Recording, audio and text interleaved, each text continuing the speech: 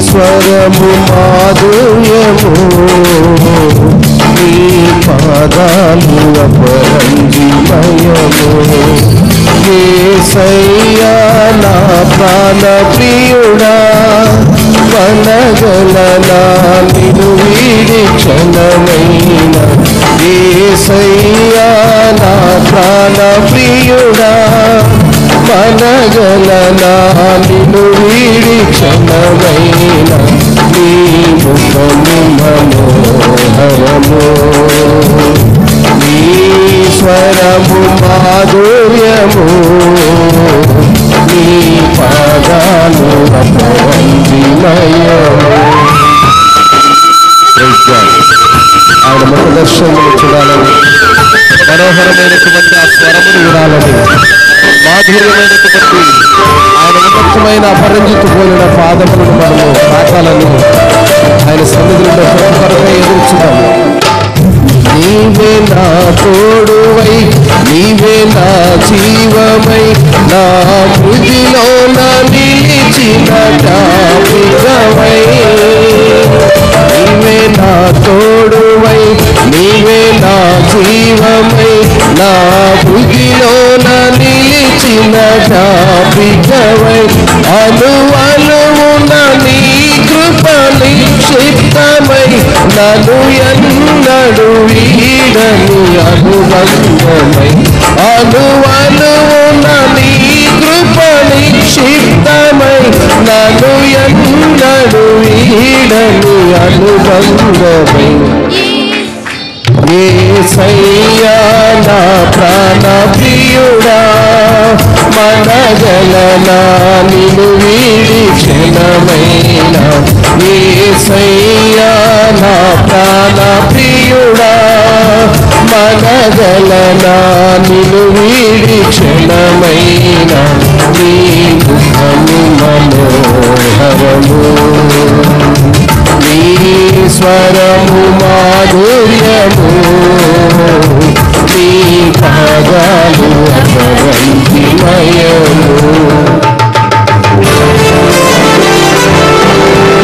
ఆయన మనకు తోడై జీవమై మన జీవితాలు ఇచ్చేటువంటి ఒక జ్ఞాపకంగా మిగులుతున్నాయి కాకుండా అనుక్షణము అనుదినము మనల్ని కాపాడుతున్నటువంటి దేవాదేవుని మనం ఆరాధిస్తున్నాం.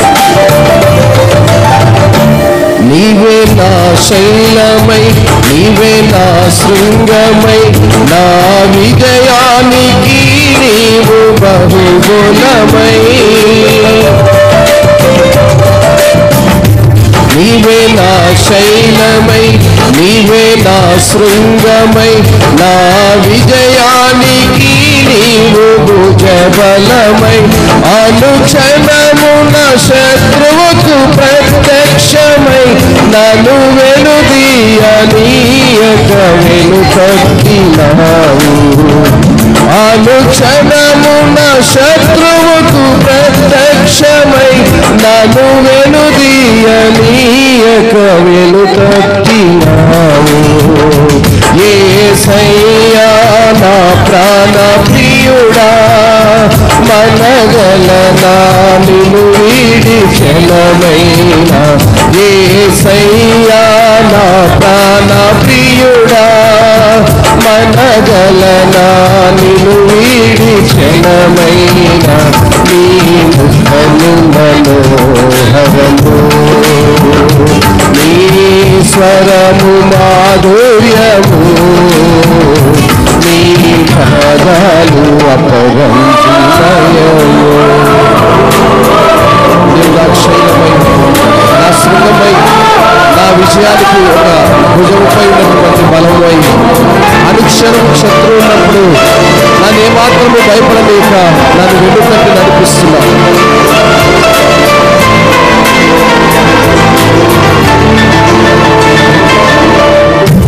నీవే వెలుగువై నీవే ఆలయమై నా నిత్యత్వమునకు ఆద్యంతమై నీవే వెలుగువై నీవే ఆలయమై నా నిత్యత్వమునకు ఆద్యంతమై అమరలోకా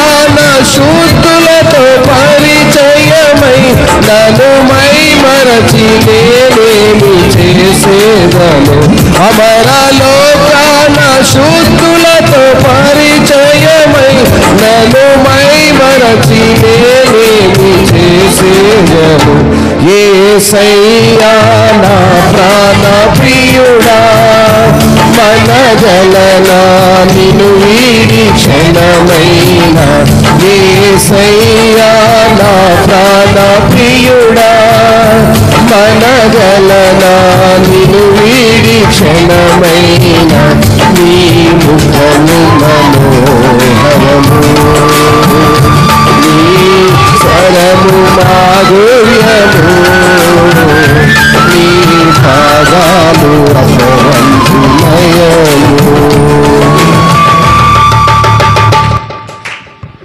మంచిది. దేవుని ఉన్నతమైన నామములో దేవుని స్తుతించి కీర్తించి గణపరుచుకొని ఈనాటి మన యొక్క శిలువ ధ్యానములలో ప్రత్యేకంగా దేవుని దాసులు దైవజనులు డాక్టర్ జోబుదనమయ్య గారు మన మధ్యలో ఉండటము మనకు ఎంతైనా ఆశీర్వాదకరము.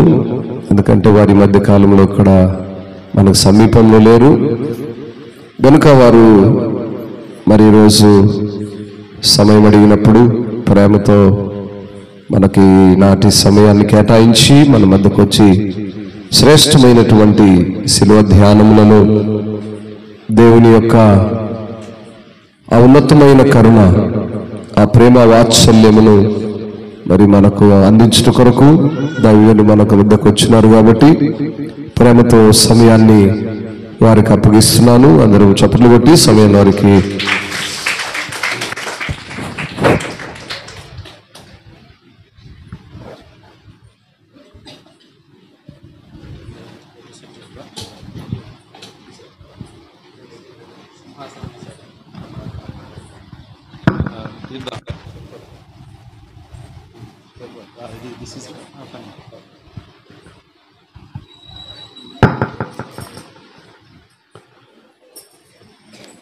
హల్లెలూయా. దేవునికి మహిమ కలుగును గాక. ఈ ప్రత్యేకమైనటువంటి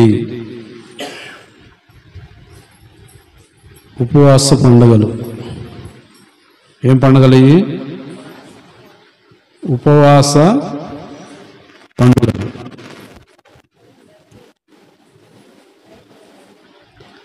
దయచేసి గమనించండి.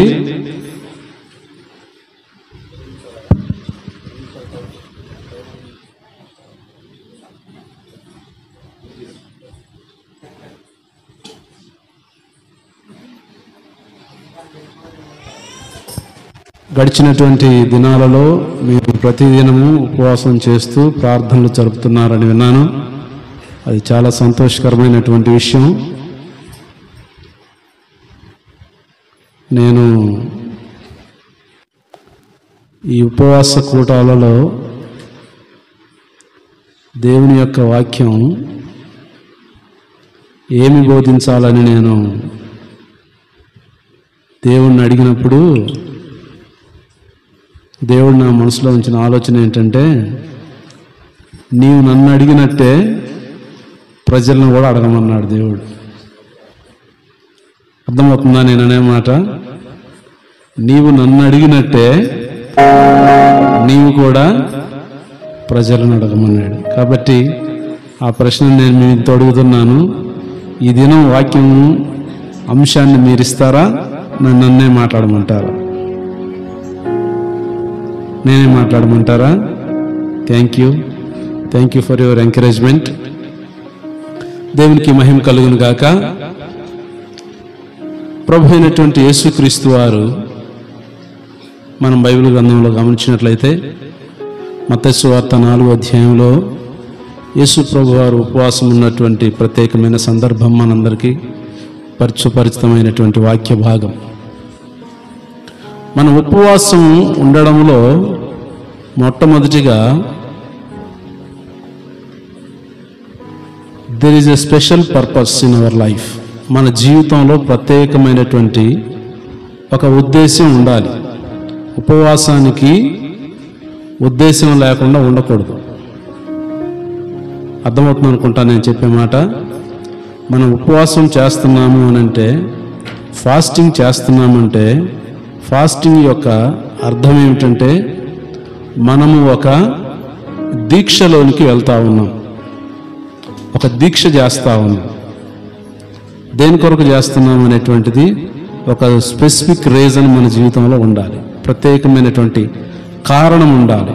కారణం లేకుండా ఉపవాసం చేయతగదు. కారణం లేకుండా ఇది ఏదో కల్చర్ కాదు, సాంప్రదాయం కాదు. ఉపవాసం ఉండేటువంటిది ఏంటంటే దేవునితో సంబంధం కలిగి ఉండడం. దేవునితో సంబంధం కలిగి ఉన్నప్పుడు మనం ఏం చేయాలి?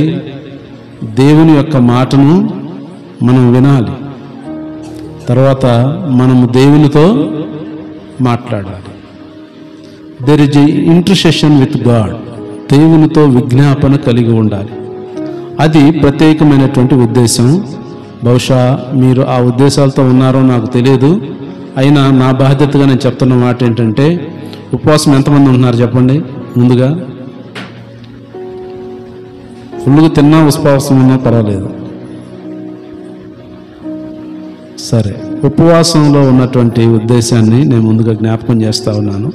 ఉపవాసం ఉండడంలో మనకు ఏముండాలి? మొట్టమొదటిగా ఏముండాలి?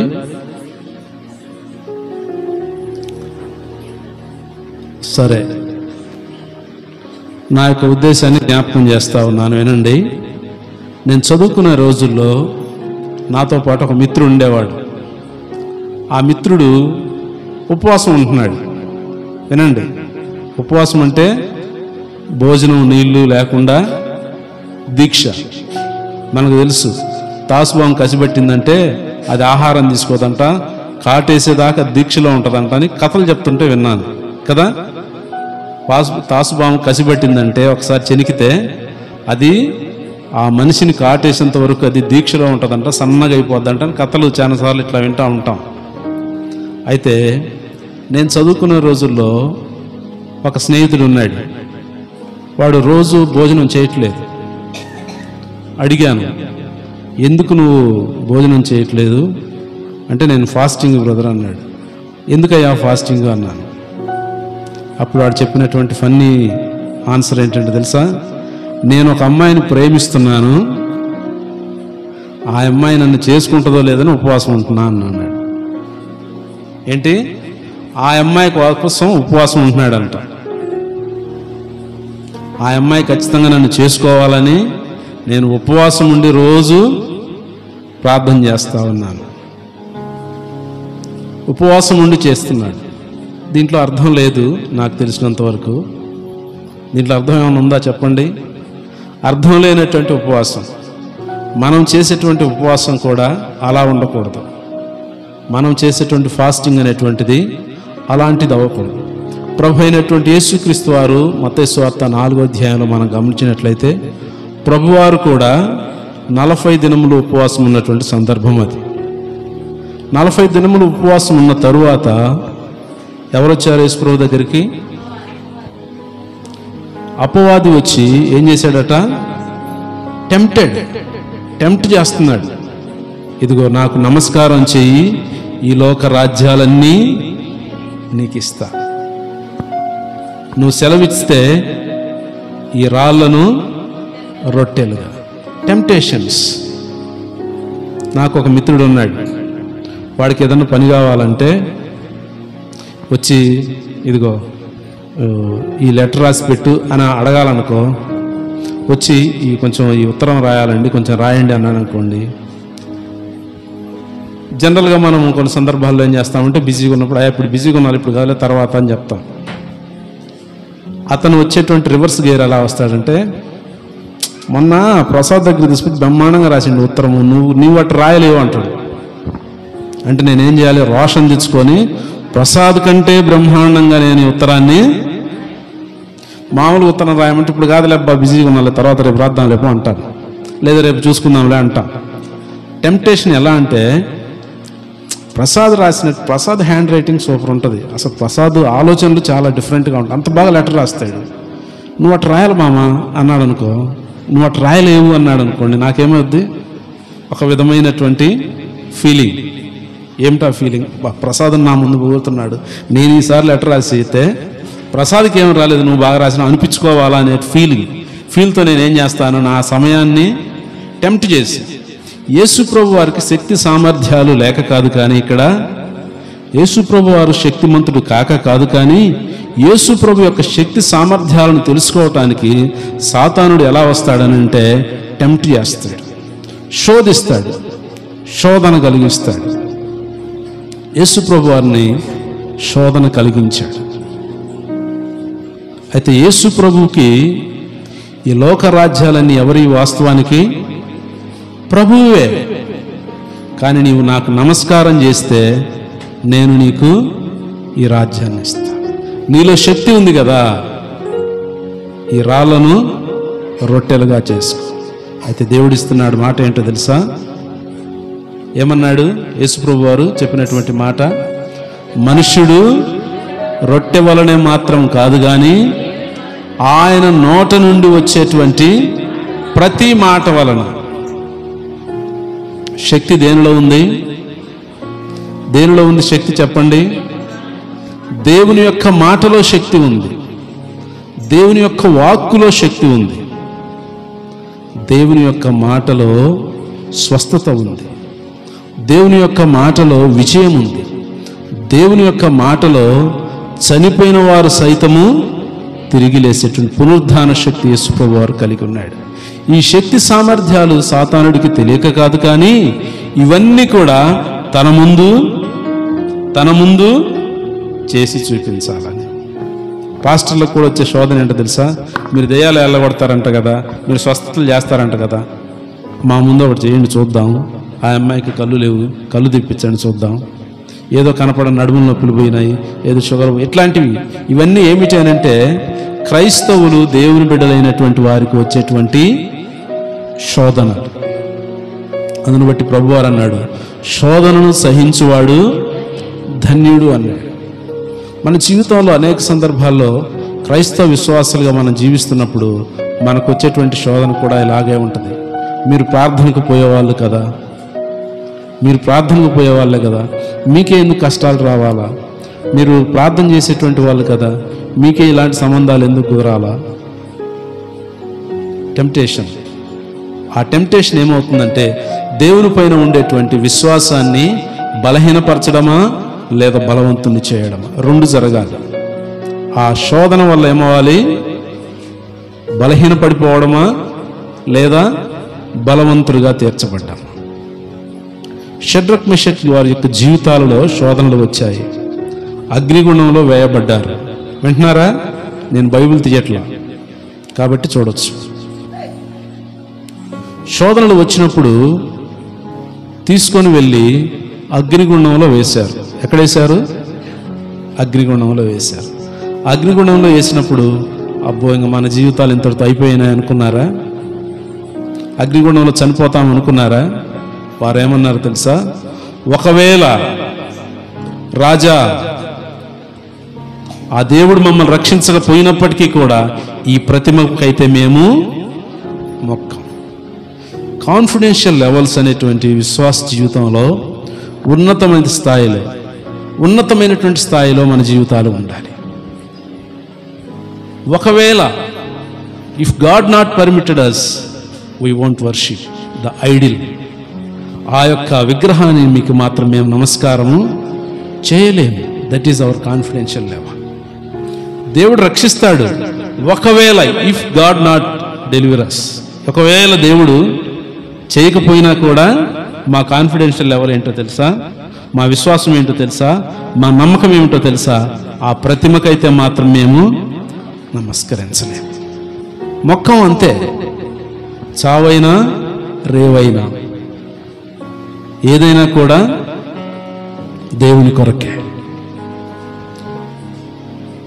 మత్తయి సువార్త 26వ అధ్యాయము 36వ వచనాన్ని చూడండి ఒకసారి. మత్తయి సువార్త 26వ అధ్యాయం 36వ వచనంలో యేసు ప్రభు వారు గెత్సెమనే వనంలో ఉన్నప్పుడు అంతటా యేసు వారితో కూడా గెత్సెమనే అనబడిన చోటికి వచ్చి నేను అక్కడికి వెళ్ళి 36 వచనం కూడా చదవమ్మా చాలు. ఉమ్.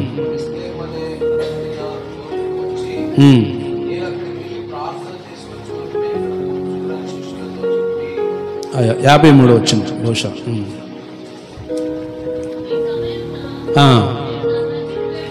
ఈ సమయమున నేను నా తండ్రిని వేడుకొనలేననియు వేడుకొనిన ఎడల నా తండ్రిని వేడుకొని ఎడల ఆయన 12 సేనా ఊహముల కంటే ఎక్కువ మంది దూతలను ఇప్పుడే నాకు పంపడనియు నీవు అనుకొనుచున్నావా? నేను వేడుకొని ఎడల ఇలాగు జరగవలనని లేఖనం ఎలాగు నెరవేరునని అతనితో చెప్పాను. చాలా యేసు ప్రభు వారి దగ్గరికి టెంప్టేషన్ వచ్చింది, శోధన వచ్చింది. ఆయన పరిస్థితి ఎలాగుందంటే ఆయన మరణమగునంతగా బహు దుఃఖపడుచుంది. చెమట రక్తముగా తన శరీరంలో ఉన్నటువంటి స్థితి ఎలా అయిపోయిందంట? చెమట రక్తముగా మారే పరిస్థితి వచ్చేసింది. కొన్నిసార్లు మనం కోపగించున్నప్పుడు మన కళ్ళల్లో, మన ముఖంలో రక్తపు ఛాయలు కనపడతాయి. మన యొక్క ఉద్రేకం అలా కనపడుతుంది. యేసు ప్రభు వారి యొక్క టెంప్టేషన్ ఎలాంటిది అని అంటే, గెత్సెమనే వనములో ఆయన చెమట సహితము రక్తముగా మారే పరిస్థితి వచ్చింది. మరణము నగునంతగా అన్నాడు. Almost he did, his condition is dead. అతను చనిపోయేటువంటి పరిస్థితి వరకు వచ్చినా కూడా ఆయన ఏమన్నాడంట? నేను వేడుకొనేటట్లయితే ఎంతమందిని పంపిస్తా అన్నాడు? 12 సేన. ఒక సేన అంటే 6,000 మంది. ఎంతమంది దూతలు? ఇప్పుడు చెప్పండి. 72,000. Very good. 72,000 మంది దూతలు. మన సంఘం పడద్దా? 6,000 మంది పడతారా మన సంఘంలో? అనుకోండి, కనీసం ఒక 6,000 మంది బట్టే సంఘం మంది. పోనీ మన ఊరు పడద్దా 6,000 మంది? 72,000.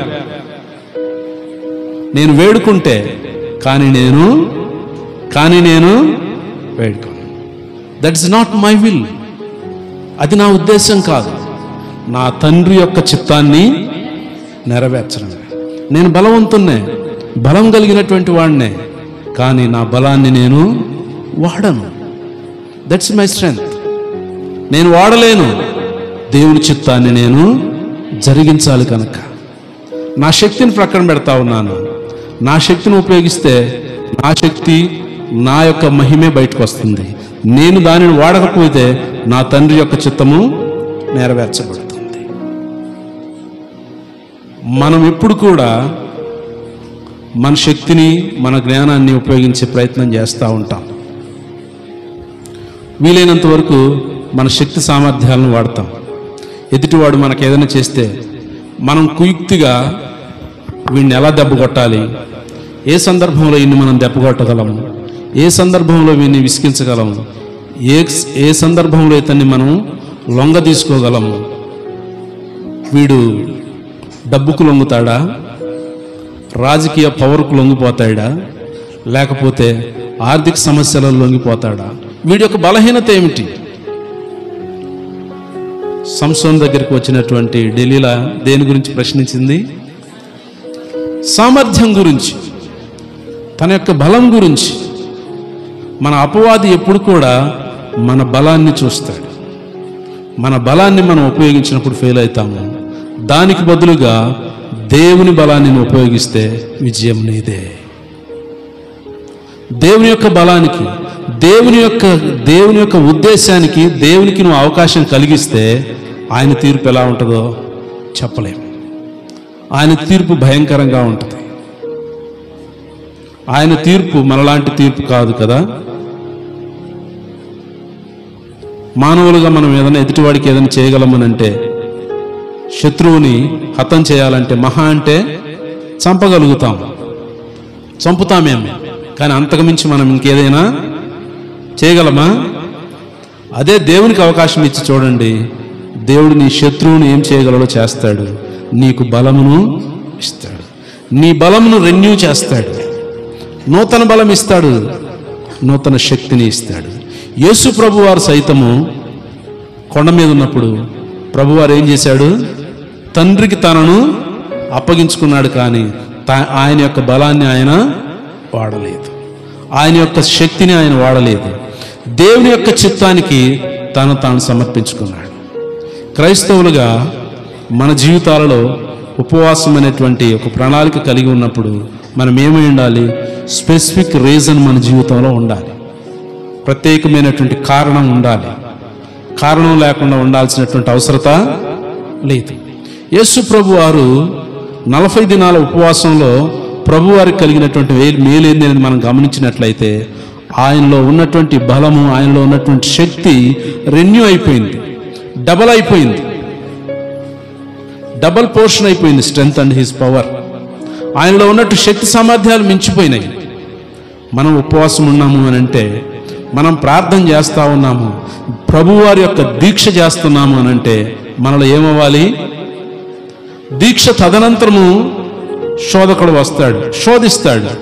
దానిని ఎదుర్కొనే శక్తిని దీక్ష ద్వారా నువ్వు పొందగలుగుతావు. దాన్ని ఎదుర్కొనేటువంటి శక్తిని నువ్వు పొందగలుగుతావు. మన జ్ఞానాన్ని ఉపయోగిస్తే మనమేమీ చేయలేము. Live it to God. దేవునికి అవకాశం ఇవ్వట్ల మన జీవితంలో.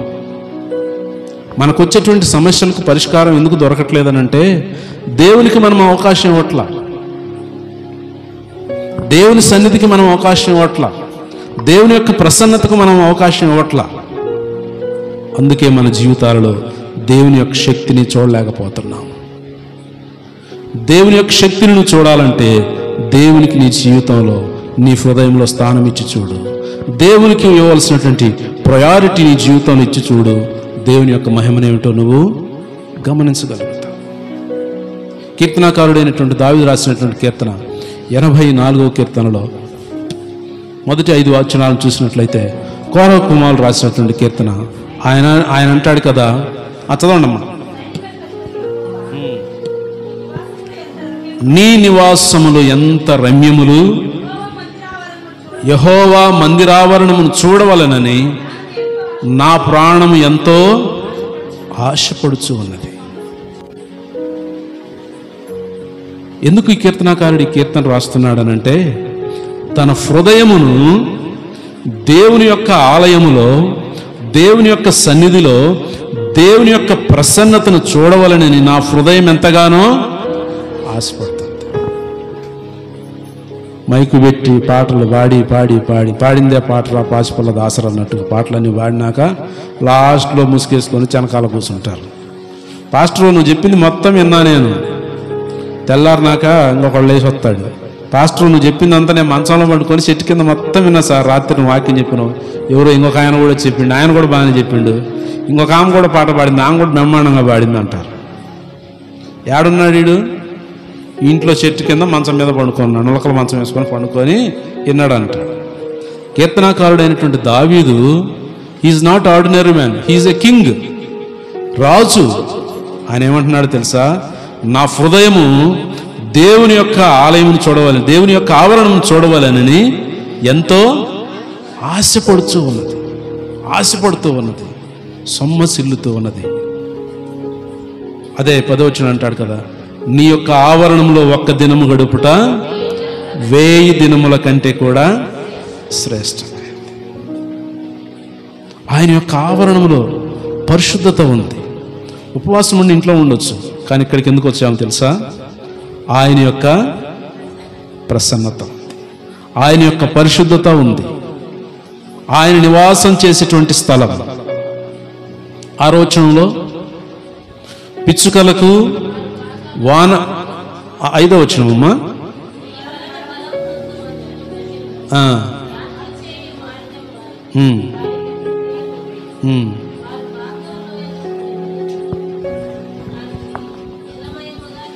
ఆరో వచనం. ఒక్క నిమిషం నేను చెప్తాను. 6వ వచనం చదవండి.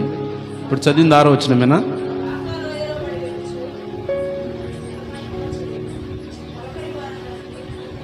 కాదమ్మా, ఎస్ ఎస్ ఎన్నో వచ్చిన భాగం అది? 3వ వచ్చిన భాగమా? నీ బలిపీఠమునొద్దనే పిచ్చుకలకు నివాసం దొరికెను, పిల్లలు పెట్టుటకు వాన కోవెలకు గూటి స్థలము దొరికెను. చాలా చాలా ఉన్నతమైనటువంటి సంపద కలిగినటువంటి ధనికుల ఇళ్ళలోకి నేను ప్రవేశించాను. చాలా నీట్గా ఉంటాయి. కనీసం వాళ్ళ ఇంట్లోకి దోమలు కూడా రావు. వింటున్నారా? దోమలు కూడా రానటువంటి భవంతులు. కానీ దేవుని యొక్క ఆలయాన్ని కట్టి చూడండి, ఏదో ఒక మొక్కలు పిచ్చుకలు వచ్చి ఉంటాయి, ఏదో ఒక ప్రక్కన. దీని యొక్క అర్థం ఏమిటంటే, రాష్ట్రపతులకే దేవుని యొక్క ఆలయంలోకి వెళ్ళటానికి దళితులని, తక్కువ కులం వారని స్థానం లేదు. పిచ్చుకలు ఎన్నికలైనటువంటివి. పిచ్చుకలు ఏమిటి? ఎన్నికలైనటువంటివి. బలమైన జీవులు కాదు, ఏళ్ళతో చంపగలవు. కానీ వాటికి ఎక్కడుంది స్థానం? దేవుని మందిరంలో,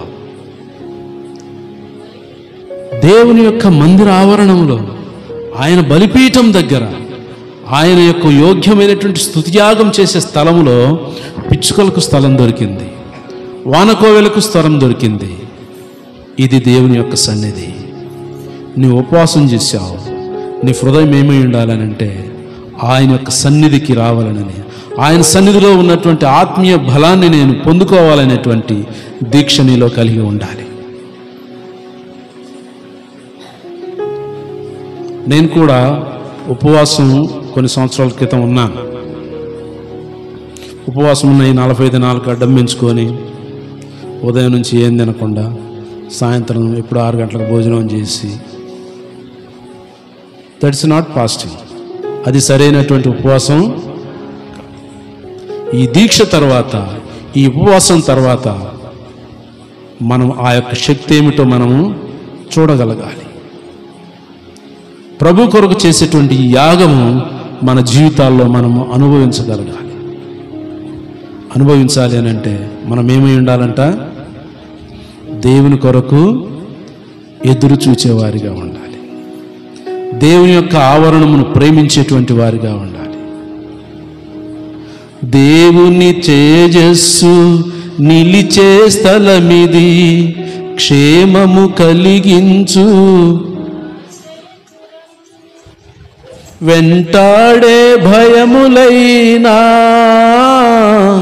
వీడని అపజయములైనా, వెంటాడే భయములైనా వీడని తొలగిపోవును, ఆలయాన చేరను, కలుగు సుఖములు ఆ ప్రభుని వేడను, మందిరములోనికి రారండి, వందనీయుడేసుని చేరండి, మందిరములోనికి రారండి, వందనీయుడేసుని చేరండి. కలవరమైన కలతలు ఉన్నా, కలవరమైన కలతలు ఉన్నా తొలగిపోవును, ఆలయాన చేరను, కలుగు సుఖములు ఆ ప్రభుని వేడను, రారండి, వందనీయుడేసుని చేరండి. సత్యము బోధించు దేవుని బడి ఇది, ప్రేమను చాటించు మమతల గుడి ఇది. సత్యము బోధించు దేవుని గుడి ఇది, ప్రేమను చాటించు మమతల గుడి ఇది. శ్రమల వలన చింతలైనా, శత్రువుతో చిక్కులైనా, శ్రమల వలన చింతలైనా, శత్రువుతో చిక్కులైనా తొలగిపోవును, ఆలయాన చేరను. కలుగు సుఖములు ఆ ప్రభుని వేడను, తొలగిపోవును, ఆలయాన చేరను. కలుగు సుఖములు ఆ ప్రభుని వేడను. మందిరములోనికి రండి, వందనీయుడేసుని చేరండి. హల్లెలూయా. మందిరానికి వస్తే ఏమవ్వాలి? మన జీవితంలో కలతలు తొలగిపోవాలి, క్షేమం మన జీవితంలోనికి రావాలి, శత్రువు కూడా మనలో నుంచి తొలగిపోవాలి. మన శత్రువు ఎవరు చెప్పండి? మన శత్రువు ఎవరు? అపవాది. Very good answer. మీరు ఎదిరింటోడో పక్కీడో అంటారేమనుకున్నా. మన శత్రువు ఎవరు? అపవాది. ఆడిని మించిన శత్రువు మనకి ఇంకెవడు? ఎక్కడుంటాడు ఈ అపవాది? వాడికి ఏమైనా అడ్రస్ ఉందా? ఎక్కడుంది అడ్రస్ వాడికి? There is no address. మనకుంది అడ్రస్. మీ ఇల్లు ఆడంటే పలానా చోట ఆ యాప్ షీట్ ఉండేదే మా ఇల్లు అని చెబుతాం, లేదా గడియారం సెంటర్లో మా ఇల్లు అని చెప్పుకోగలుగుతాం. కానీ సాతానుడికి ఆడుంది అడ్రస్ ఎక్కడ లేదు. వాడు అడ్రస్ చెప్పాడు. యోబు గ్రంథం 2వ అధ్యాయంలో గమనించినట్లయితే ఎక్కడన్నాడు? భూమి మీద. కొంతమంది ఈ మధ్య యూత్ కనపడుతున్నారు. యూత్ ఎవరు? యూత్. ఈ యూత్ను నేను కొన్నిసార్లు అడుగుతూ ఉంటా, అబ్బాయి ఏం చేస్తున్నావంటే, వాడు చుట్టేట పెంచి సగం క్రాప్ వేసి రకరకాల స్టైల్స్ వచ్చినాయి, సినిగిపోయిన ప్యాంట్లు వేసి, ఇదేంటంటే టెర్డ్ జీన్ అని, ఇలాంటి ఎన్నెన్నో fashions, lot of latus fashions వచ్చాయి. వీళ్ళను అడుగుతూ ఉంటే ఏం లేదన్నా, టైంపాస్. ఏంటంట? టైంపాస్. ఎక్కడికి వెళ్తున్నావు? మార్కాపురం వెళ్తున్నావు. ఎందుకు వెళ్తున్నావు? Just timepass. సాయంత్రం దాకా కొంచెం ఫ్రెండ్స్తో తిరిగి వస్తాడు, మళ్ళా వస్తాడు, మరలా అక్కడ దాకా వెళ్ళి వస్తా అంటాడు, ఇక్కడ దాకా. ఏంటి అని అంటే వీడికి there is no specific address, care of address అనేటువంటిది లేదు. వాడిలో ఎవడు పని చేస్తున్నాడు? అపవాది పని చేస్తా ఉన్నాడు. వాడిని ఒక చోట కుదార్థంగా కూర్చొనియాడు. ప్రార్థనకు వచ్చినా కూర్చోలేడు, 10 నిమిషాలు కూర్చోలేడు. ఫోన్ వచ్చిందని బయటికి పోతాడు. బయటికి పోయినోడు సదరంగా ఆడుంటాడా? ఆడుండడు. మళ్ళా అపవాది యొక్క లక్షణం అది. అపవాది చేసేటువంటి పని అది. ఎవరిని స్థిమితంగా ఎక్కడ నిల్చొనియడు, కూర్చొనియడు. సరే అట్టనీయడానికి కడుపు నిండా అన్నం తింటాడా అంటే తినే కాడకూడదు, తినలేడు. కుదరత ఉండదు జీవితానికి. ఆ జీవితానికి కుదరత ఉండదు. సంపాదిస్తున్నాడా? అది లేదు. ఒకవేళ సంపాదించినా కూడా వీడిలో అపవాది పనిచేసేటప్పుడు ఏ పనిని క్షుణ్ణంగా చేయలేడు. విశ్వాసులమైన మన జీవితాలలో దావీదు జీవితం మనకు సాదృశ్యంగా కనపడేది ఏంటంటే, నీ సన్నిధికి వస్తే ఆశీర్వాదం ఉంది. నా హృదయం ఎల్లప్పుడూ కూడా నీ సన్నిధిలో గడపాలని నా హృదయము నిరసిస్తూ ఉంది. నీ ప్రసన్నతను చూడవలెనని. నీ మందిరంలో నివసిస్తే ఏముందంట? ధన్యత ఉంది. ప్రార్థనకి రాలేదా? You loss your blessings. మొదటి వచనంలో మనం ఏదో చూస్తాం. ఏమన్నాడు? చదవండి మరలా గట్టిగా అందరూ. నీ యొక్క నివాసములు ఎంత రమ్యములు, యెహోవా మందిర ఆవరణమును చూడవలనని నా ప్రాణము ఆశపడతా ఉంది. ఆశలో ఉంది. ఏమిటి? ఆ రమ్యమైనటువంటిది, ఆ సుందరమైనటువంటిది దేవుని యొక్క సన్నిధి, దేవుని యొక్క ప్రసన్నత. ఆ ప్రసన్నతను చూడలేక నువ్వు ఏడనో యాప్ చెట్టు కింద మంచం వేసుకొని పండుకొని ఉంటే నువ్వు దానిని అనుభవించలేవు. ఏడనో బయట ఉంటే ఆ ప్రసన్నతను నువ్వు చూడలేవు. దేవుని యొక్క శక్తిని అనుభవించలేవు. దేవుని యొక్క శక్తిని మన జీవితాల్లో అనుభవించినప్పుడే దానిలో ఉన్నటువంటి బలం ఏమిటో మనము చెప్పగలం, దాని యొక్క రుచి ఏమిటో మనము చెప్పగలుగుతాం. ఒకసారి ఒక మాస్టర్ గారు విద్యార్థిని అడిగాడట మాట్లాడుతూ, ఏరబ్బాయి తిన్నావరా ఎప్పుడన్నా? చూసా సార్. సరే దాని టేస్ట్ చెప్పురా అన్నాడు. చెప్తా సార్. సార్ అల్లము బెల్లమాల పుల్లగా ఉంటుంది సార్ అన్నాడంట. అల్లం టేస్ట్ మీరు చెప్పండి ఇప్పుడు ఎట్లా ఉంటుంది? అల్లము ఘాటుగా మంటగా ఉంటుంది. సరే, వాడు చెప్పిన డెఫినేషన్ ఏంటి? అల్లము బెల్లమాల. వీడికి బెల్లం టేస్ట్ కూడా తెలియదు, పులుపు టేస్ట్ కూడా వీడికి తెలియదు. ఎందుకు? Because he never taste it. దాన్ని ఎప్పుడు తిని చూడలే. ఎప్పుడైనా తింటే అది ఘాటుగా ఉంటుంది, అది మంటగా ఉంటుందని చెప్పగలరు. ఈ ఏమి చెప్పలేని వాళ్ళే ఎక్కువ చెప్తా ఉంటారు. వాడు నాకు తెలియదంటే ఆన్సర్ సరిపోయి ఉండేది. కానీ వాడు పెద్ద వేదాంతిలాగా, పెద్ద ఇంటలెక్చువల్ లాగా ఎలా చెప్పాడు? అల్లము బెల్లంలాగా పుల్లగా ఉంటుంది. ఈ ప్రార్థనకు రాని వాళ్ళు ఇదే చెబుతాం. ఏం ఆడిగిపోతేనే దేవుడు ఉండ, ఎళ్ళాడా దేవుడు? ఆయన చెబితేనే అలా, ఏం చెబితే అనకూడదా? ఇవన్నీ ఏంటివి? ఏది తెలియక వాడొక పెద్ద వేదాంతి అయిపోతాడు, ఈడొక పెద్ద సిద్ధాంతి. ఏది తెలియదు కానీ అన్నీ తెలిసినట్టుగా చెప్పడమే ఏం తెలియని వాడి లక్షణం. యేసు ప్రభు వారి యొక్క ప్రసన్నతను అనుభవించిన వారి జీవితాలు అంటున్నాడు కదా, నీ యొక్క నివాసములు ఎంత రమ్యములు ప్రభువా, నీ సన్నిధిలోనికి ఎప్పుడు నీ సన్నిధిలో గడపాలని నా ప్రాణము ఆశతో ఎదురు చూస్తూ ఉంది. నా ప్రాణము ఆశతో ఎదురు చూస్తూ ఉంది. ఎందుకు? అక్కడ జీవము కలిగినటువంటి దేవుడు ఉన్నాడు. అక్కడ జీవం కలిగిన దేవుడు ఉన్నాడు. మృతుడు కాదు, సజీవుడైన దేవుడు ఉన్నాడు.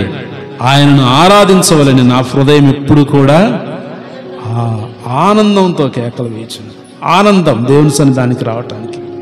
ఆ పాస్టర్ గారు పోకపోతే తిడతారు, రేపు పొద్దున పోతే ఏందమ్మా రాత్రి ప్రార్థనక నేను సాగకూడదండి మీరు స్టీవుల కాడ అట్టాటి మాటలు అంటాడని వచ్చిన మనోళ్ళు ఎంతమంది ఉన్నారు. ఏడ వండుకొని టీవీల కాడ సాగకపోతే వచ్చే చర్చిలో సాగకూడదని పాస్టర్ అంటాడని వచ్చినాము. పాస్టర్కి భయపడి వస్తున్నారు, పాస్టర్ మాటలకు భయపడి వస్తున్నారు. కానీ దావీదు కీర్తనకారుడు ఏమంటున్నాడో తెలుసా? జీవము గల దేవునిని చూడవలెనని, ఆయన ప్రసన్నతను అనుభవించవలెనని నా హృదయం ఆనందంతో కేకలు వేయిచా ఉంది, కేకలేస్తా ఉంది ఆనందంతో. ఆయనలో ఉన్నటువంటి సన్నిధి, ఆయన యొక్క ప్రసన్నతను నీ జీవితంలో నువ్వు అనుభవిస్తున్నావా? You are a blessed. నువ్వు అనుభవిస్తే నీవు ధన్యుడివి, ధన్యురాలివి. ఆయన యొక్క శక్తిని నీ హృదయంలో ఆస్వాదిస్తే నువ్వు ధన్యుడివి, ధన్యురాలివి. ఆ శక్తిని ఆస్వాదించకపోతే నీవు ధన్యతకు ఆపోజిట్ వర్డ్ ఏంటో చెప్పండి. ఇప్పుడు మీరు మీ నోటితో చెప్పిద్దామని నేను అనుకున్నాను. అమ్మా అమ్మా దరిద్రుడు. Okay, very good. దరిద్రుడు. ధన్యతకు ఆపోజిట్ అంటే ఏంటి? దరిద్రుడు. వాడు దరిద్రుడే. దేవుని శక్తిని అనుభవించలేనటువంటి వాడు, దేవుని యొక్క బలమును చవిచూచినటువంటి వాడు ధన్యుడు అన్నాడు. దేవుని యొక్క ధన్యత మనలో కావాలి. ప్రార్థనా వీరులు అనగా ఎవరంటే వారు దేవుని యొక్క శక్తిని అనుభవించిన వారు. హెబ్రీయులకు రాసిన పత్రిక 11వ అధ్యాయం మనం చూసినట్లయితే అక్కడ విశ్వాస యోధుల యొక్క పట్టికను మనం గమనిస్తాం. అబ్రహాము, ఇస్సాకు, యాకోబు వారి యొక్క సంతానాలన్నిటిని గురించి కూడా అక్కడ రాయబడి ఉన్నది. ఎవరంట వీరంతా? వీరంతా ఎవరు? విశ్వాస యోధులు. విశ్వాస యోధులు. వీరు దూరం నుంచి ఆ పట్టణమును చూచి వారు అందులో ప్రవేశించలేకపోయారు, కానీ వారి విశ్వాసం మాత్రం సన్నగిల్లలేదు. వారి విశ్వాసం సన్నగిల్లలేదు కాబట్టే వారు విశ్వాస యోధులుగా తీర్చబడ్డారు. విశ్వాస యోధులు. ప్రభువారు ఇక్కడ అన్నాడు 12 వ్యూహాలు ఆయన కోరుకుంటే ఆ సిలువను తప్పించటానికి ఎవరు వస్తారు? యోధులు వస్తారు. తర్వాత ఎవరు వచ్చి ఆయనకు పరిచర్య చేశారట? దేవదూతలు వచ్చి పరిచర్య చేశారు. If you give a chance to God, దేవునికి నువ్వు అవకాశం ఇస్తే నీకెవరు పరిచర్య చేస్తారు? దేవదూతలను పంపిస్తాడు. నీవు దేవునికి అవకాశం ఇస్తే 12 వ్యూహాలను ప్రభువు కోసం పంపిస్తానన్న దేవుడు నీ పక్షంగా కూడా 72,000 మంది ఒకసారి మన ఇంటికి వస్తే కనీసం టీ చేయలేము, గుర్తుపెట్టుకోండి. 72,000 మన ఇంటికి వస్తే టీ పెట్టిమంటే కూడా మన ప్రాణం వల్ల ఆడిపోద్ది. కనీసం వచ్చిన ఒక 70 ఏళ్ళ మీద తలా ఒక చాక్లెట్ ఇవ్వమన్నా కూడా మనం ఇవ్వలేము. ఇవ్వగలుగుతామా? సరే, ఒక ఊహానికి ఇస్తారేమో చూద్దామైనా. ఒక వ్యూహం అంటే ఎన్ని? 6,000 మంది. కనీసం 6,000 మందికి తలా ఒక chocolate ఇవ్వగలమా?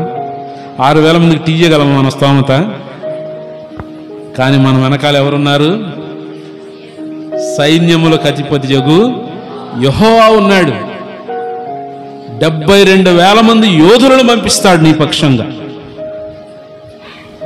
You are not a ordinary person. నీవు ఆర్డినరీగా ఉండడం దేవునికి ఇష్టం లేదు. దేవుని కొరకు ఉన్నతంగా ఉండడం దేవుడు కోరుకుంటున్నాడు. దేవుని యొక్క శక్తిని అనుభవిస్తే తప్ప ఈ స్వరం మనలో ఉండదు. దేవుని యొక్క శక్తి మన జీవితంలో అనుభవిస్తే తప్ప మనమేమీ చేయలేము. దేవుని యొక్క శక్తిని అనుభవించాలంటే you have to stand for God. దేవుని పక్షంగా నువ్వేం చేయాలి? నిలబడాలి. దేవుని పక్షంగా నువ్వు నిలబడితే నీకు గౌరవం ఉంది. దేవుని పక్షంగా నువ్వు నిలబడితే దేవుని శక్తిని అనుభవిస్తావు, దేవుని యొక్క మహిమను చూస్తావు. నేను దాదాపు ఒక 20 సంవత్సరాల క్రితం ఇంకొంచెం బాగుండి ఉంటా కదా, యవ్వనంలో ఉన్నాను కాబట్టి. ఇప్పుడంటే తెల్లగడ్డము తెల్ల ఎంటుకలు రాలిపోయి అయిపోయినాయి. 20 సంవత్సరాల క్రితం కొంచెం యవ్వనుడుగా ఉండి ఉంటాను. పాస్టర్ గారు వింటున్నారా? ఒకసారి పాస్టర్ గారు నేను గుంటూరు వెళ్ళాను. గుంటూరు వెళ్తే ఒక హోటల్లో భోంచేద్దామని కూర్చున్నాం. ఎవ్వరు లేరు ఆ హోటల్లో, నిర్మానుషంగా ఉంది. ఆయన అప్పుడు మంచి యవ్వనుడు, ఆయనకు అప్పుడు కూడా తెల్లగడ్డం రాలే, నాకు కూడా పెళ్లి కాలే. కాబట్టి ఇద్దరం బాగా దిట్టగా ఉన్నాం. భోంచేద్దామని కూర్చున్నాం. మేము భోజనం ఆర్డర్ చేసాం, భోజనం రావట్లేదు. ఆయన ఏదో పని మీద ఆయన బిజీగా ఉన్నాడు, నాకేం పని లేనివాడు కాబట్టి అన్ని ఆలోచన చూసుకుంటా ఉన్నా. ఆడిద్దరు ఆడోళ్ళు మాట్లాడుకుంటున్నారు. ఇద్దరు బాగున్నారు, ఇద్దరు సక్కనోళ్ళే. వాళ్ళకు కూడా వచ్చిందా? ఏంటిది? ఎయిడ్స్. ఆడోళ్ళు ఏమంటున్నారో తెలుసా? ఇద్దరు సక్కనోళ్ళు బాగున్నారు మనుషులు, వాళ్ళకు కూడా వచ్చిందా ఎయిడ్స్ అని. నేను వెంట ఇనియనట్టు గట్ట వాళ్ళ మొఖాలకి వెళ్ళి చూసా. వాళ్ళు మళ్ళీ తల తిప్పుకున్నారు. ఏంది విషయం అని తెలుసుకుంటే, మేమున్న హోటల్ పైన ఎయిడ్స్ కౌన్సిలింగ్ సెంటర్ అని ఒకటి ఉంది. అందరు దాంట్లోకి వచ్చిపోతున్నారు. మాకు తెలియదు అది ఎయిడ్స్ సెంటర్ అని. మేమేదో పని మీద భోజనం చేద్దామని ఆ హోటల్కి వెళ్తే, ఆ హోటల్ పైన ఎయిడ్స్ కౌన్సిలింగ్ సెంటర్ ఒకటి ఉందంట. అందరు పేషెంట్లు వచ్చి మెడిసిన్ తీసుకోవడం, మాట్లాడుకోవడం పోతున్నారు. వీళ్ళు అనుకుంటున్నారు వీళ్ళు కూడా మందులు ఎయిడ్స్ పేషెంట్లు అట్టుంది ఇద్దరు. కానీ ఎయిడ్స్ పేషెంట్లు అయినా బాగా బలంగా ఉన్నారే, బాగా చక్కగా ఉన్నారే. కుర్రోళ్ళు అయినా ఎలాకెట్టు వచ్చింది ఎయిడ్స్? మేబీ సమ్ టైమ్స్ మనం ఉండేటువంటి ప్లేస్ కూడా మనం ఏమైనామో తెలియజేస్తుంది. మనం ఉండనుకోవడం ప్లేస్లో ఉంటే మనం ఏమైపోతాం? అలాగే తారుమారైపోతాం. దేవుని యొక్క సన్నిధిలో ఉంటే నువ్వేమైపోతావో తెలుసా? బలహీనుడు కాదు, బలవంతుడు అవుతావు. దేవుని యొక్క సన్నిధిలో ఏముంది? ఆనందం ఉంది. దేవుని యొక్క సన్నిధిలో శక్తి ఉంది. నువ్వు అనుభవించాలంటే నీవు దేవునికి అవకాశాన్ని ఇవ్వాలి. నేను పాస్టర్ గారిని చూసి నేను చెప్పదలుచుకున్నటువంటి అంశాన్ని స్కిప్ అయిపోయాను. దేవుని యొక్క శక్తిని అనుభవించాలని అంటే మనం ఏమై ఉండాలి? దేవునికి అవకాశం ఇవ్వాలి. ఒకసారి నేను రాజస్థాన్ ప్రయాణంలో ఉన్నాను. ఇక్కడ నుంచి రాజస్థాన్కి 3 దినాల ప్రయాణ వ్యవధి. విజయవాడలో నేను ట్రైన్ ఎక్కాను. నాకంటే ముందు పైన స్లీపర్లో మరొక అమ్మాయి, ఒక అందమైన అమ్మాయి పడుకొని ఉంది. మంచి చక్కటి జీన్స్ ప్యాంట్ వేసుకుంది, టీషర్ట్ వేసుకుంది, చాలా టిప్ టాప్గా ఉంది అమ్మాయి.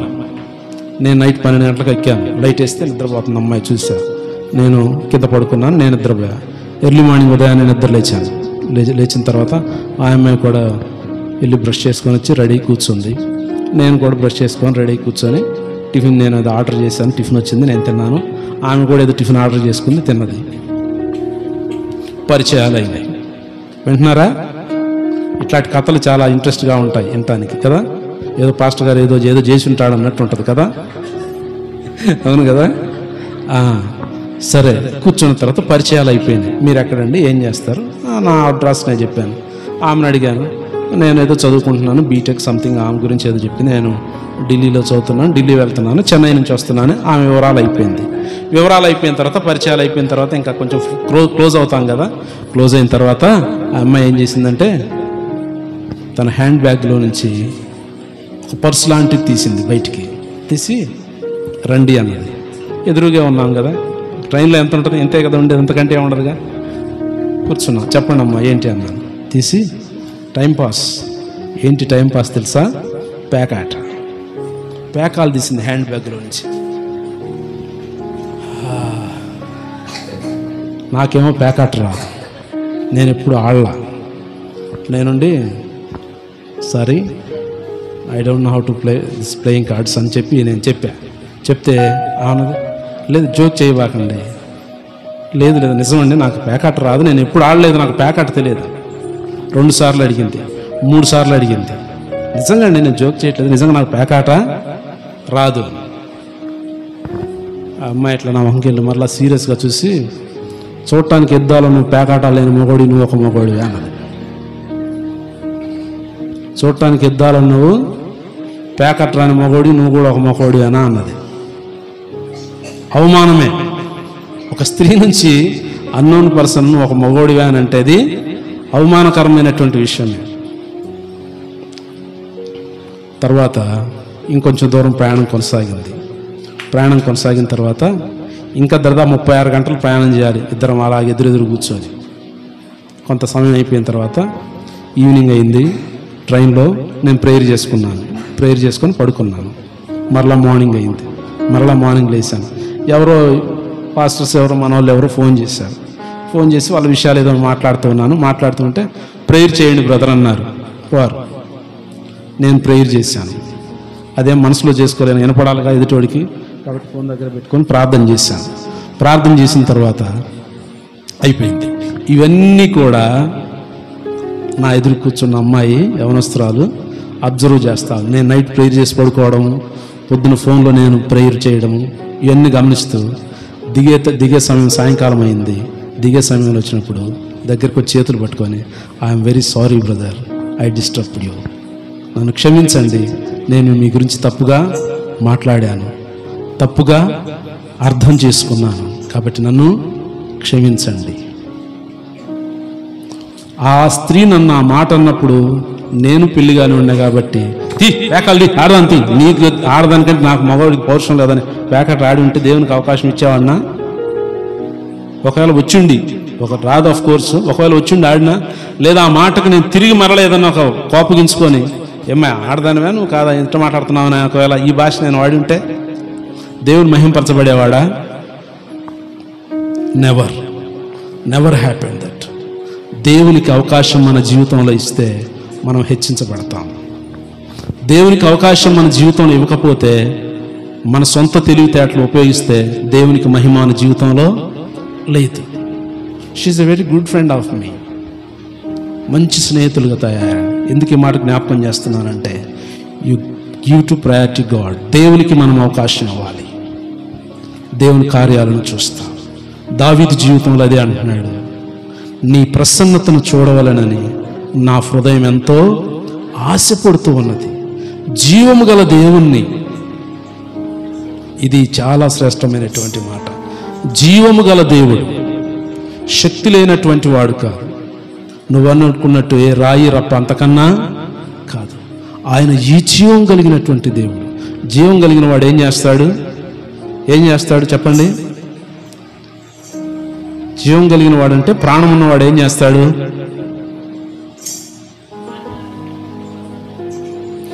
నేను వాడుతున్నటువంటి ఈ మైకులో ఏముంది?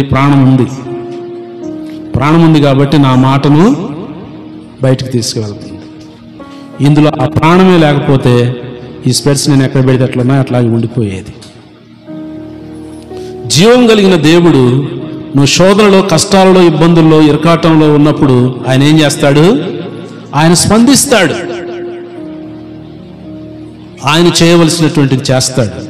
ఆయనకు అవకాశం ఇస్తే ఆయన స్పందించి నీ యొక్క సమస్యను తీరుస్తాడు, క్షేమమునిస్తాడు. నీ హృదయంలో కలతలైన, నీకు శత్రువు తోడైన వాటన్నిటి నుంచి కూడా తొలగించేటువంటి వాడు మన ప్రభు అయినటువంటి యేసుక్రీస్తు వాడు. ఉపవాసం అనేటువంటిది ఇది కేవలం ఆచారం కాదు, కానీ it is a more intercession with God. ఇది సంపూర్ణమైనటువంటి దేవునితో విజ్ఞాపన. ఏమిటిది? దేవునితో విజ్ఞాపన. దేవునితో విజ్ఞాపన, దేవునితో ఇంటర్సెషన్, దేవునితో నీ బాధలు చెప్పుకోవడం, వాటికి దేవుడు ప్రతిస్పందించడం మనం చూస్తాం. మన జీవితాల్లో తెలుసుకోవాల్సినటువంటిది, ఆయన జీవం కలిగినటువంటి దేవుడు. ఆయన సన్నిధానంలో ఆనందం ఉన్నది, ఆ సన్నిధానంలో ప్రసన్నత ఉన్నది, ఆయన సన్నిధానంలో సంతోషం ఉన్నాయి. ఆయన సన్నిధానంలో ఏముందంట? సత్యము ఉంది. ఏముంది? సత్యము బోధించు దేవుని గుడి ఇది. ఏంటిది? ఇది కలత కాదు, ఇది కల్పన కాదు, సత్యం. కీర్తనలు 119 అధ్యాయము 165 వచనంలో మనం గమనించినట్లయితే, నీ వాక్య సారాంశం అంతయు కూడా ఏమన్నాడు? సత్యము. నీ వాక్య సారాంశమే. ఈ బైబిల్ మొత్తం అంటే ఏంటి అసలు చెప్పండి? సత్యమా అసత్యమా? ఇందులో అసత్యాలు ఏమీ ఉండవు, అబద్ధాలు ఏమీ ఉండవు. ఇది సత్య గ్రంథం, సత్యవేద గ్రంథం. నీ వాక్య సారాంశం అంతయు కూడా ఏంటంట? ఏమన్నాడు? సత్యము అన్నాడు. ఆయన వాక్య సారాంశం అంతా కూడా సత్యం. పేర్లు పెట్టుకుంటారు. సత్యానందం అని నాకు ఒకడు ఉన్నాడు మిత్రుడు. సత్యమని పేర్లు పెట్టుకున్న వారు మిత్రులు చాలామంది ఉన్నారు. వాడి జీవితంలో ఎప్పుడు సత్యం బలపడాడు. వాడి జీవితంలో సత్యం ఎప్పుడు కనపడదు, అంటే నిజం ఎప్పుడు కనపడదు, మాటలు ఎప్పుడు కనపడవు. పేర్లు పెట్టుకున్నంత మాత్రం సత్యవంతులు కాలేరు. కానీ యేసు ప్రభు వారి సత్యవంతుడైనటువంటి దేవుడు. ఆయన గ్రంథంలో ఉన్న వాక్యం అంతా కూడా సత్యం. అత్తెలివి వారు ఎన్నెన్నో మాట్లాడుతుంటారు. అవి మన చెవును వినటానికి కూడా మనసును పెట్టవద్దు. అవి మన చెవుల దాకా కూడా ఆ మాటలను రానియొద్దు. దేవుని యొక్క వాక్యాన్ని దగ్గరికి రానిద్దాం. దేవుని యొక్క వాక్యాన్ని అనుభవించండి. అన్లెస్ నీవు అనుభవించితే తప్ప దాని యొక్క శక్తిని చెప్పలేము. అనుభవించినటువంటి వాడు ఏమేమో మాట్లాడతాడు. దేవుని యొక్క శక్తిని చూడనటువంటి వారు ఎన్నో మాట్లాడతారు. దేవుని శక్తిని చూచినటువంటి మన జీవితాలు మౌనముగా ఉండలేము, మౌనిగా ఉండలేము. కారణం ఏమిటంటే ఇట్ ఈస్ గాడ్స్ పవర్. ఇది దేవుని యొక్క శక్తి మనలో ఉంది. ఆయన వాక్యము సత్యము. సత్యాన్ని దాచిపెట్టలేము. సత్యాన్ని ఎవరు కూడా దాచిపెట్టలేరు. యేసు ప్రభు వారు గెత్సేమనే వనంలో ఆయన శోధించబడినప్పుడు ఆయన సత్యం బయటికి వచ్చింది. యేసు ప్రభు వారు 40 దినములు ఉపవాసం ఉన్నప్పుడు ఆయన శక్తి ఏమిటో చూశారు. ఆయన శక్తి బలం ఏమిటో చూశారు. ఆయన వెనుకున్నది ఏమిటో చూడగలిగారు. ఆయన అన్నాడు కదా, నేను ఒకవేళ వేడుకొని ఎడల నా తండ్రి 12 వ్యూహముల యోధులను నా దగ్గరికి పంపించగలడని మీరు ఎరుగరా అంటాడు. కానీ that's not power, more than that my power is అన్నాడు. 72,000 మంది కాదు నా శక్తి, అంతకంటే ఉన్నతమైనటువంటి శక్తి నాలో ఉంది, నన్ను పంపిన వానిలో ఉంది. That's my strategy, that's my strategy, that's my power. నీ పవర్ ఏంటి? నీ శక్తి ఏమిటి? ఇప్పుడు నీకు అవసరమై ఉన్నది. ఆ శక్తిని నీ తెలుసుకోవాలంటే you need a fasting prayer. అందుకే ఈ ఉపవాసం, నీ శక్తినేమో నువ్వు గుర్తించాలంటే you have to fast and pray. ఉపవాసం నుండి మనం ప్రార్థన చేయాలి. తెలివిలేని వారిగా ఉండకూడదు. దేవుడు మనకేమిచ్చాడు? జ్ఞానం ఇచ్చాడు. 10th క్లాస్ ఇంటర్మీడియట్ పరీక్షలు రాస్తున్న పిల్లలు ప్రభువును వేడండి. మన జీవితాల్లో జ్ఞానం రావాలని, తెలివితేటలు రావాలని. యాకోబు పత్రిక 5వ వచనంలో మనం గమనించినట్లయితే అన్నాడు కదా, ఏమన్నాడు? కాగా మీలో ఎవరికైనాను జ్ఞానము కొదువుగా ఉన్న ఎడల ఆస్క్ టు గాడ్, దేవుణ్ణి అడగమన్నాడు. దేవుణ్ణి అడగమంటే కూడా మనకేమిటో తెలుసా? ఒళ్ళు బద్ధకం, ఒళ్ళు బద్ధకస్తులం మనం. మత్తయి సువార్త 7వ అధ్యాయం 7వ వచనం చూసినట్లయితే, అడుగుడి మీకు ఇవ్వబడును అన్నాడు. ఎవరినెవరినో అడుగుతాం పోయి, ఎవరినెవరినో అడుగుతాం పోయి, కానీ దేవుని అడగలేము. దేవుని అడగటానికి మాత్రం మనకు మనసు రాదు, కానీ ఎవరెవరినో ఏదో యాచిస్తాం. కానీ ప్రభువే అంటున్నాడు, వినండి పిల్లలారా, ప్రభువే ఏం చెప్పాడు మనకు? అడగమన్నాడు. నీ అవసరత ఏమిటో అడుగు ప్రభువును. ప్రభువును అడగలేవు. జాతకాల కాడికి పోయి చేతులు చూపిస్తారు. నీ చేతిలో ఉన్న గీతలే వాడి చేతిలో ఉన్నాయి. ఇంకేముంటుంది ఆడ? ఇంకా గీతలు ఎక్కువ ఉంటే చల్లం దానికి గీతలు ఎక్కువ అంటారు. గీతలు ఎక్కువ ఉంటే ఏమైద్ది?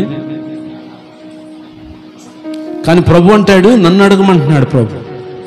కానీ ప్రభువుని అడగకుండా నువ్వు లోకాన్ని ఆశ్రయిస్తే నీ జీవితంలో నీకు ఏ విధమైనటువంటి సమాధానం లేనే లేదు. ఏ విధమైన సమాధానాన్ని నువ్వు పొందుకోలేవు అన్లెస్ యు ఆస్క్ గాడ్. దేవుణ్ణి అడిగితే తప్ప మన జీవితంలో మనము ఏమీ సాధించలేము. నాకు ఒక అమెరికా నుంచి ఒక ఫ్రెండ్ ఫోన్ చేశాడు.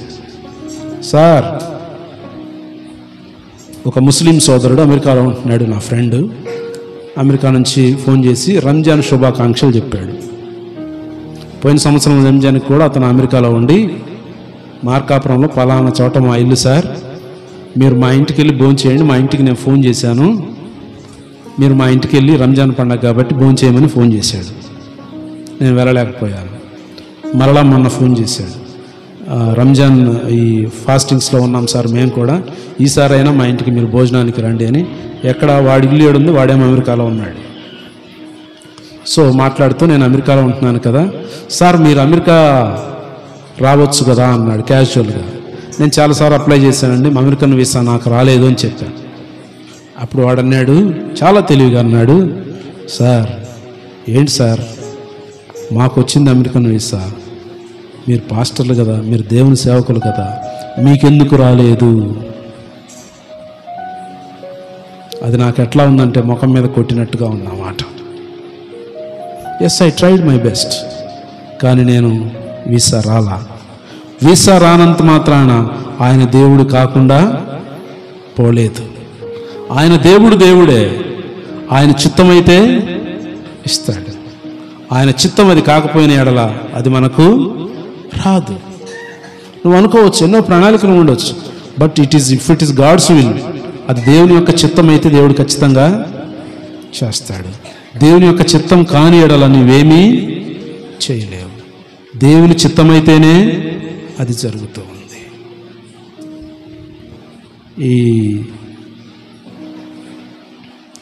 ఈ స్కూల్స్లో చదువుకున్నటువంటి వాళ్ళు ఈ రీయూనియన్ పెట్టుకుంటుంటారు, పూర్వ విద్యార్థుల సమ్మేళనం అని స్కూల్స్లో ఏర్పాటు చేస్తూ ఉంటారు కదా. ఏర్పాట్లు చేస్తూ ఉన్నప్పుడు ఆ స్కూల్లో చదువుకున్నటువంటి ఒక కుర్రవాడు బాగా చదువుకున్నాడు. బాగా చదువుకుంటూ ఒక అమ్మాయిని ప్రేమించాడు. వినండి, బాగా చదువుకొని ఒక అమ్మాయిని ప్రేమించాడంట. ప్రేమించి ఈ అమ్మాయిని ఎలాగైనా చేసుకోవాలి. వాడి లక్ష్యం ఏంటో తెలుసా? ఏ విధం చేతనైనా కూడా ఈ అమ్మాయిని ఇంప్రెస్ చేసి ఆ అమ్మాయిని చేసుకోవాలనేది. సరే, ఆ అమ్మాయి ఒప్పుకోవట్లేదు, ఇష్టపడలేదు. దట్స్ ఓవర్, అయిపోయింది. కానీ కుర్రవాడు ఆ దీక్షను అంతటితో వదిలిపెట్టలేదు. బాగా చదువుకొని అమెరికా వెళ్ళాడు. అమెరికాలో కూడా బాగా స్థిరపడి లక్షల కోట్ల రూపాయలు సంపాదించాడు. సంపాదించిన తర్వాత ఆల్మోస్ట్ 20 years అయిన తర్వాత పూర్వ విద్యార్థుల సమ్మేళనం స్కూల్ వాళ్ళు ఏర్పాటు చేశారంట. ఏర్పాటు చేసి అతనికి కుర్రోడికి కూడా ఫోన్ చేసి, అరే మన బ్యాచ్ 10th class బ్యాచ్ ఉన్నాం కదా, మన బ్యాచ్ అంతా పూర్వ విద్యార్థుల సమ్మేళనం పెట్టుకున్నాము, మన మిత్రులు ఎవరెవరు ఆ దేశాల్లో అక్కడక్కడ స్థిరపడ్డ వాళ్ళు ఉన్నారు కదా, అందరూ వస్తున్నారు, నువ్వు కూడా ఖచ్చితంగా రా అని ఇతనికి ఫోన్ చేసి చెప్పారట మిత్రులు. ఎట్టకేలకు వచ్చాడు. ప్రారంభమైంది. వీడు వచ్చిన ఉద్దేశం ఏంటో తెలుసా? నాతో పాటు చదువుకున్నటువంటి అమ్మాయి, ఆ రోజుల్లో ఇష్టపడ్డ అమ్మాయి ఇప్పుడు ఖచ్చితంగా వచ్చి ఉంటుంది, చూడాలి. 20 ఏళ్ళ క్రితం చూసాం కదా, ఇప్పుడు చూడాలా, ఆ అమ్మాయితో మాట్లాడాలా ఆశపడతా ఉన్నాడు. వాడు మనసు స్థిమితంగా అందరిని చూస్తా, వాడు కలిసి ఈడు కలిసి, అరే సుబ్బారావు కలిసారా, ఈడు కలిసి అందరితో మాట్లాడుకో, ఆ అమ్మాయి కలిసి. కానీ ఈడు దాచుకోలేకపోతున్నాడు మాట. లాస్ట్కి ఒకడిని పిలిచి అడిగాడు, రై పలానా అమ్మాయి ఎక్కడుందిరా, ఆ అమ్మాయిని చూడాలనేరా, నేను అమెరికా నుంచి వచ్చాను అన్నాడట. అప్పుడు ఆ అమ్మాయి అతను చెప్పాడు, అవును brother, she's your lover, yes she's my lover.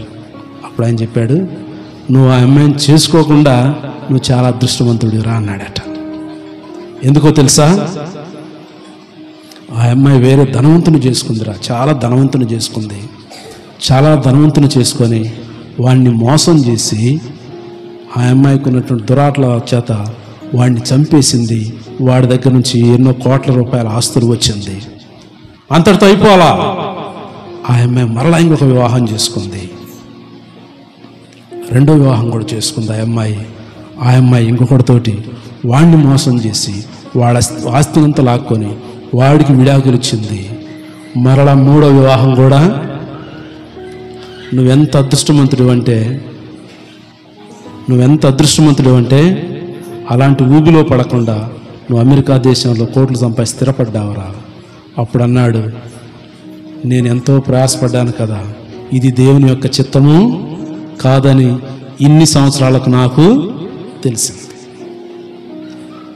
25 సంవత్సరాలకు నాకు తెలిసింది ఇది దేవుని చిత్తం కాదు అని. దేవునికి అవకాశం ఇస్తే దేవుడు ఎప్పుడు కూడా నీ జీవితంలో నీకు బెస్ట్ ఇవ్వడానికి ఇష్టపడతాడు, మంచిది ఇవ్వడానికి దేవుడు ఇష్టపడతాడు నీ జీవితంలో. కానీ అప్పటి వరకు మన జీవితాల్లో మనము ఉండలేము. ఆశీర్వాదాలను ఇవ్వటానికి దేవుడు టేక్స్ ఎ టైం. అబ్రహాం జీవితంలో మనం చూస్తాం, అబ్రహాంకు వాగ్దానం చేశాడు పిల్లల్ని ఇస్తానని. 75 సంవత్సరాల వయసులో దేవుడు వాగ్దానం చేశాడు. ఆ నెరవేర్పుకు 100 సంవత్సరాల వయసు పట్టింది. ఈలోపే అమ్మగారికి ఓపిక నశించిపోయి, ఎల్లు హాగరును చేసుకున్న ఆ దాసి కదా అని చేసుకోమన్నది. దాని యొక్క పరవాసమే ఇప్పటికీ కూడా 2 వ్యక్తులుగా 2 జనాలుగా విభజించబడిపోయారు. అదే దేవునికి అవకాశం ఇచ్చుంటే ప్రపంచమంతా కూడా ఒకే సంతానంగా ఉండేవారు. అబ్రహాం భార్య శారా సంతానం ఎవరో చెప్పండి. మీకు నిద్ర వస్తుంది కాబట్టి ఆపేస్తా. మీ తలకాయలు ఏలబడిపోతున్నాయి, మీకు తెలియకుండా నాకు అర్థమైంది. మీకు తెలియకుండా మీ తలకాయలు ఏలబడుతున్నాయి నాకు తెలుసు. అబ్రహాం భార్య పేరు చెప్పండి, మెలకు వస్తుంది కనీసం. మనం ఒక్కదాని మేలుకున్నట్టుంది. అయితే అబ్రహాం భార్య ఎవరు?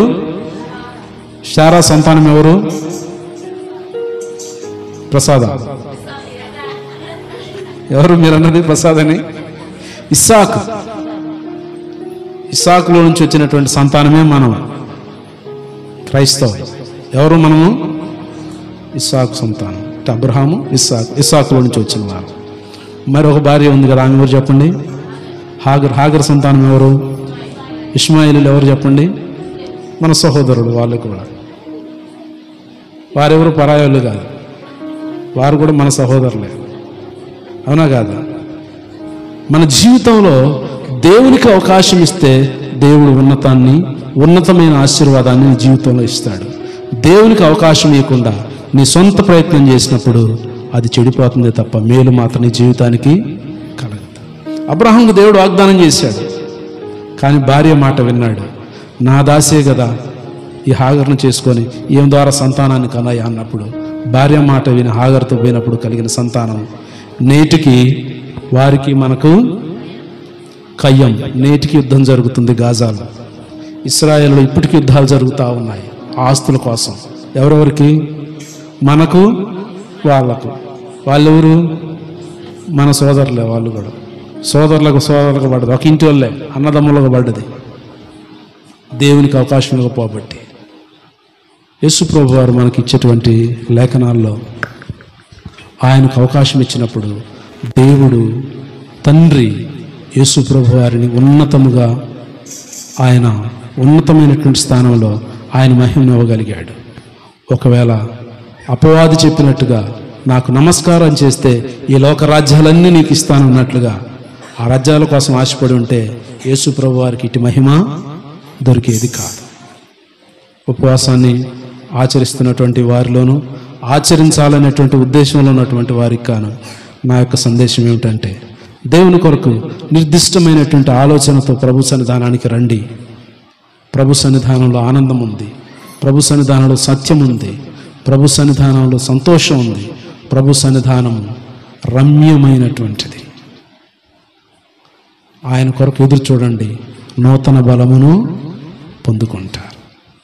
నూతన బలమును పొందుకుంటారు. దేవుడి కొద్ది మాటలను దీవించును గాక. ఆమేన్. Thank you.